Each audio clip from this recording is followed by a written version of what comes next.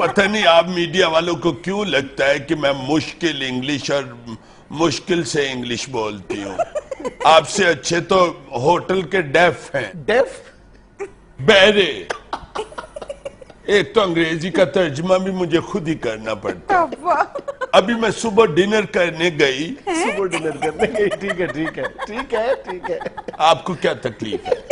Stars को जब time मिले वो कर लेते हैं डिनर। सुबह मैं डिनर करने गई होटल में तो मैंने पूछा वट इज, यानी क्या क्या है। What is? तो उसने यानी डेफ ने बताया ऑल सम इज, सब कुछ है। Some is. मैंने कहा हेड फुट इज, सिरी पाए है। अच्छा।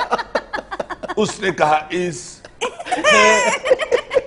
मैंने कहा फिर लिया मेरा मुंह की वेखंडी है। जब मैंने 1 प्लेट खा ली तो मैंने उसे बुलाया, मैंने कहा एंड इज, और है।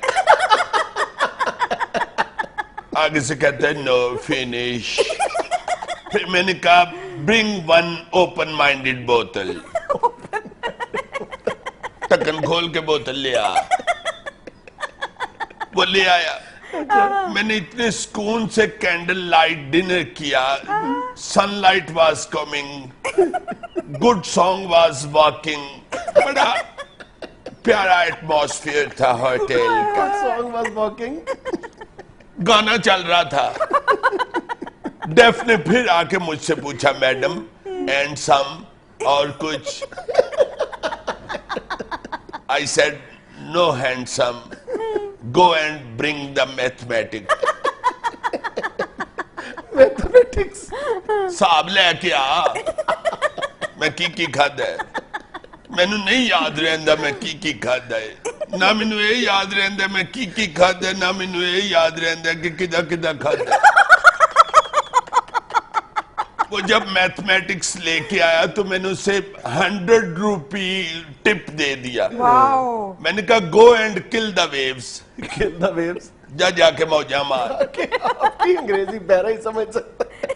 डोंट डू टिच कर, keep your work with work. अपने काम से काम रखे सर। आप इन्हें छोड़ें, ये बताएं कि मंगनी टूटने की वजह क्या हुई? वजह क्या होनी थी? बस मिसेस थंब गुम गई। Mrs thumb? ओ जाहिला, थंब अंगूठा, मिसेस थंब अंगूठी। बस एक मिसेस थंब के पीछे उन्होंने मेरी इंसल्ट शुरू कर दी। Then I became straight with them. Straight with them? हाय सीधी हो गई। मैंने कहा व्हाट इज योर टाइमिंग, तुम्हारी औकात क्या है? मुझ पर कीचड़ जंपिंग कर रहे हो। Big living not. Big living not क्या है? बड़ा रहंदा नहीं। यानी अब फिर से आप रिश्ते की तलाश में हैं। यस, इसलिए मैं बाहर जा रही हूँ, और कोई मुझे स्नो विंडो देखने का शौक नहीं। Snow window? बर्फबारी। बारी विंडोज सर। गो